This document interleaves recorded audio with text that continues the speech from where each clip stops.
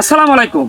আজকে এক জায়গায় আসছিলাম, আসার পরে কাঁঠাল গাছের এই সমস্যাটা দেখে ভাবলাম একটা ভিডিও করি। কাঁঠাল গাছের কমন একটা সমস্যা, সব জায়গায় কাঁঠাল গাছে দেখবেন এরকম গাছ থেকে কিরকম কষ বের হচ্ছে। তার কারণটা কি, এর থেকে সমাধান কি আজকের ভিডিওতে। তার কারণটা হলো এই যে দেখেন স্পষ্ট এখানে দেখা যাচ্ছে, এই যে এর ভিতরে কিন্তু একটা পোকা আছে। আমাদের বাহুবলের ভাষায় এটাকে আমরা জরাইত্যা পোকা বলে থাকি। একটা পোকা, যে পোকাটা এরা গাছের কাঠ ছিদ্র করে, এটা গাছের ভিতরে বসবাস করে, আস্তে আস্তে গাছটাকে খেয়ে ফেলে।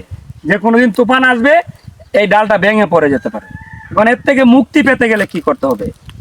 ধারালো কোনো কিছু সাহায্যে এই অংশটাকে এখান থেকে সরিয়ে দিতে হবে।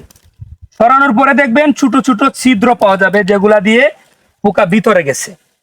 এটা ইনজেকশনের সিরিজ দিয়ে ডাসবান, কেরেটে, নাইট্রু, সাইবারমেথ্রিন গ্রুপের যে কোনো কীটনাশক হলে হবে। এই ইনজেকশনের সিরিজ দিয়ে যখন এটার ভিতরে ঢুকাবেন, যে ছিদ্রটা, এই ছিদ্রটার মুখে সামান্য কাদামাটি দিয়ে এটা বন্ধ করে দিবেন।